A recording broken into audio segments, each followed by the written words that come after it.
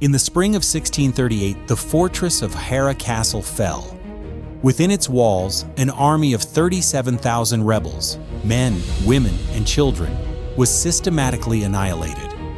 The final death toll was so absolute, so staggering, that it stands as one of the single deadliest events in Japanese history, the brutal final chord of the nation's century of civil war. History has largely remembered this as the Shimabara Rebellion, a pious, desperate uprising of persecuted Japanese Christians crushed by the might of the new Tokugawa Shogunate. It is presented as a crusade, a tragic war of faith, but this official narrative is a carefully constructed facade designed to obscure a far more dangerous truth. The banners of Christianity flew over Hara Castle, but the fuel for this fire was not simply prayer. It was economic collapse, systemic cruelty, and the final, desperate rage of the masterless samurai, the Ronin. To understand what truly happened at Hara, we must look past the crucifixes and into the empty rice bowls and broken swords of a forgotten warrior class. Stay with us as we uncover the real story of Japan's last great war. The initial response from the Tokugawa Shogunate was not one of alarm, but of indignant contempt. This was a peasant problem, an annoyance to be swatted away.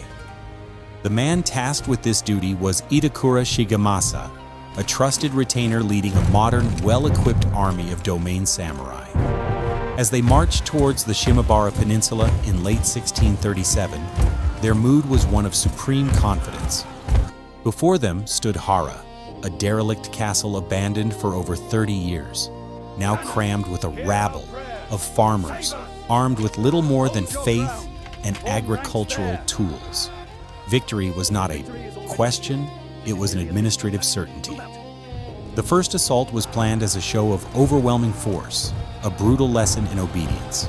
But as Shigemasa's samurai advanced, the expected chaos from within the castle never came. Instead, they were met with a disciplined silence, broken only by the sharp, coordinated crackle of arquebus fire. Volley after volley tore through the charging ranks. The attackers, veterans of a time of peace, were stunned by the ferocity and skill of the defense. They fell back, bloodied and bewildered. A second assault failed, a third was repulsed with even greater losses. Panic began to curdle the army's arrogance. Letters bearing grim news traveled back to the shogun in Edo.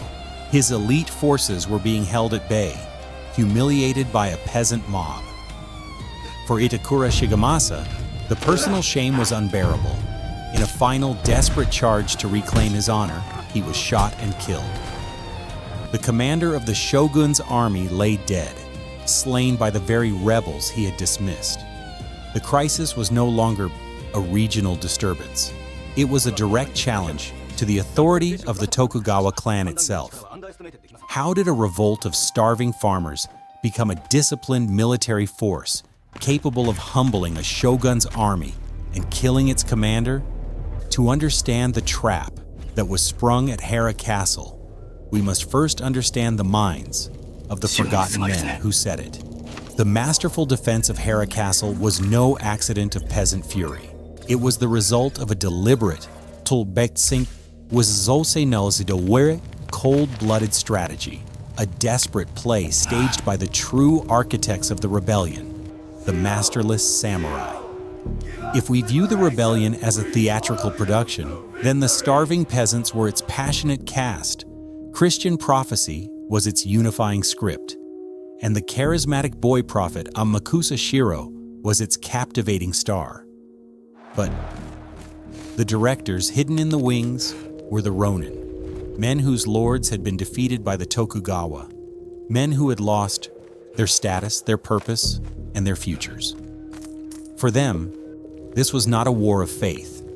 It was the final act of their own long-simmering war against the regime that had dispossessed them. Their master plan was a chain of calculated cause and effect. First, they identified and harnessed the fuel, the unbearable economic oppression. The daimyo of Shimabara and the neighboring Amakusa Islands, Matsukurakatsu, was infamous for his cruelty. The historical records, such as the Amakusa Doshi, describe a regime of impossible taxation. Taxes were levied on everything from births to deaths, on windows and shelves. Those who could not pay faced systematic torture, most notoriously the Mino Odori, or straw coat dance, where a peasant was wrapped in a flammable straw raincoat and set on fire. This created a populace so desperate that any alternative, even open rebellion and certain death, was preferable to the slow annihilation of their existence. Into this powder keg, the Ronin provided the spark of leadership. Men like Yamada Emosaku, a former retainer of a Christian lord, brought military discipline and tactical knowledge. They organized the peasants into military units, taught them how to use arquebuses salvaged from stockpiles, and established a clear chain of command. When we analyze the rebellion's command structure, we see a fusion of military expertise and spiritual fervor. They elevated the 16-year-old Amakusa Shirō as a messianic figure, a divine leader whose presence transformed raw anger into unshakable morale. Shiro's role was crucial, but it was a role crafted for him by seasoned strategists who understood the power of a symbol.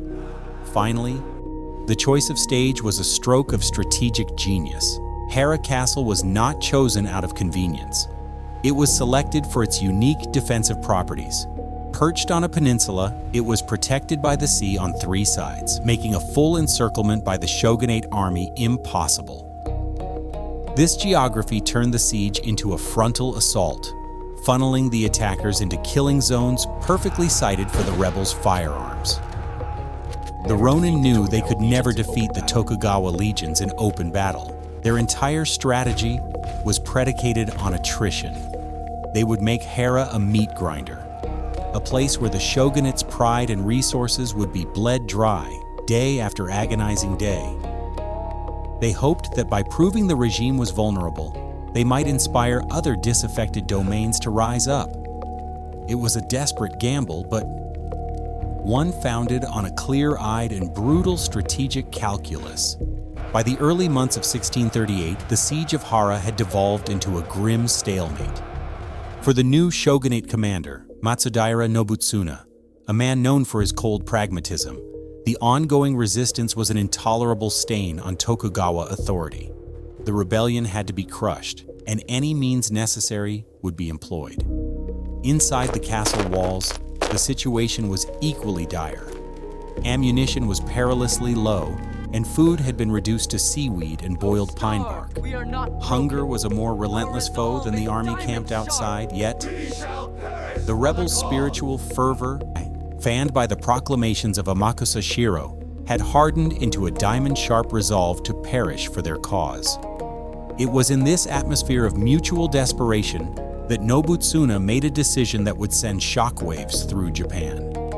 He requested aid from the Dutch traders at Hirado. In a bizarre and unprecedented moment, a European warship, the Revolt, sailed into the bay before Hara Castle. For 15 days, its cannons unleashed a methodical bombardment upon the fortress. The physical damage was limited, but the psychological impact was devastating. The Muared rebels, who had prayed for a divine miracle from their Christian God, were instead met with cannonballs fired by fellow Christians, allies of their persecutor. It was a profound betrayal, a sign that they were utterly alone in the world. The bombardment ceased, but the message had been delivered. The shogunate would ally with foreign devils to see them destroyed. The end came in mid-April. A captured rebel, the Ronin strategist Yamada Emosaku, betrayed the cause to save his own life, revealing that the defenders' food and powder were completely exhausted. The final calculus of desperation was complete. Nobutsuna ordered the general assault. At dawn, a human tide of over 120,000 samurai surged towards the weakened defenses. The initial wave was a frenzy of fire and steel, as attackers scrambled over bodies and barricades. The rebels fought with inhuman ferocity. Having run out of musket balls, they defended the breaches with nothing but swords, spears, and stones. Every courtyard and narrow passage became a charnel house, a vortex of screams and clashing metal where starving men, women, and even children met the swords of the shogun's finest warriors. The defense was layered and fanatical, but ultimately hopeless. The outer bailies fell, then the second. The attackers pushed relentlessly towards the central keep, the Honmaru, where Amakusa Shirō and his inner circle made their last stand. Here, the fighting reached an apex of brutality. The sources tell us that the rebels fought until their last breath, their resistance breaking not like a dam, but eroding grain by grain under the overwhelming pressure. One by one, the leaders fell. The final collapse was absolute. The shogunate's orders were for extermination, and they were carried out with chilling efficiency. No one was spared. The banners of the cross were torn down and burned, and the rebellion was drowned in a sea of blood. So why has history so persistently framed this as a simple religious war? The answer lies in the victor's prerogative to write the narrative. When we analyze the edicts and official chronicles produced by the Tokugawa Shogunate in the aftermath, a clear pattern of political maneuvering emerges. For the new regime, which had only recently pacified Japan, acknowledging that its own governance and the brutal policies of its appointed daimyo could incite a rebellion of this scale was politically unthinkable. It would have been an admission of systemic failure, an invitation for other impoverished domains to question their own loyalties. Blaming a foreign, subversive faith was a far more convenient explanation. It allowed the shogunate to frame the conflict not as a legitimate grievance against feudal oppression, but the excision of a dangerous alien cancer from the body politic. The psychology of the rebel leadership, particularly the Ronin, was one of pure pragmatism. They weaponized faith. These were men trained in strategy, not theology. They understood that the existing Christian networks in Shimabara and Amakusa provided a ready-made organizational structure and a powerful, unifying ideology. The messianic figure of Amakusa Shirō was the perfect vessel to channel the peasants' desperation into unshakable morale. For the starving farmer facing torture and death, the choice was not between loyalty and rebellion, but between two forms of annihilation. The rebellion offered them a chance to die with agency, purpose, and the promise of eternal salvation, a psychologically potent alternative to being slowly ground to dust by an indifferent system. Therefore, the truly decisive factors that led to this catastrophe were threefold. First and foremost was the catastrophic economic pressure, the primary fuel for the fire. Second was the strategic leadership of a dispossessed warrior class, the Ronin, who provided the military structure and tactical acumen. And third was the brilliant choice of terrain, Hara Castle, which allowed a numerically inferior force to neutralize the shogunate's greatest advantage. The Christian banners were real, and the faith of the followers was genuine, but they were the symptoms and the symbols of the conflict, not its root cause. The Shimabara Rebellion was, at its core, a class war fought under the banner of a crusade. Was this a stroke of genius by the Ronin, turning faith into a weapon? Or was it a cynical manipulation of a desperate populace? Share your thoughts in the comments below. The fall of Hara Castle did more than just end a rebellion. It ended an era. The sheer scale of the uprising and the terrifying fusion of economic desperation with foreign ideology sent a shockwave of paranoia through the Tokugawa leadership. This was the final, conclusive piece of evidence they needed to justify a policy that would define Japan for the next 200 years, Sakoku, the period of national isolation. Within a year, the Portuguese were expelled permanently. All Japanese were forbidden from leaving the country, and those abroad were forbidden from returning. on pain of death.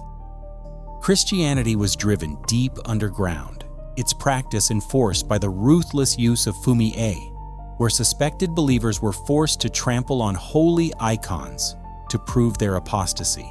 The Shimabara Rebellion, born of local misery, became the catalyst for sealing the entire nation off from the Western world. The fates of the individuals involved were as dramatic as the event itself. Matsukura Kachi, the daimyo, whose cruelty ignited the revolt, was not celebrated as a loyal vassal. The shogunate, in a shocking move to assign blame and placate public anger, had him arrested. He became the only daimyo in the entire Edo period to be beheaded, a stark warning to other lords that their misrule would not be tolerated if it threatened the stability of the state. The boy prophet, Amakusa Shirō, was decapitated, and his head was displayed for months above the gates of Nagasaki. As for the shogunate's forces, they had won, but at a staggering cost in lives, resources, and prestige. As a final curious detail of the rebellion's legacy, the shogunate offered a unique amnesty. Despite the orders to annihilate every rebel, one individual was known to have been intentionally spared: the master artisan who crafted Amakusa Shirō's battle banners. His skill was considered too great to be lost, a small testament to the value of craftsmanship even in the face of total war. The silence that fell over the ruins of Hara Castle would soon descend upon all of Japan. The ashes of 37,000 rebels fertilized a new policy of absolute control, a deep-seated suspicion of the outside world that would lock the nation in time until the black ships of another foreign power arrived to force its doors open once more.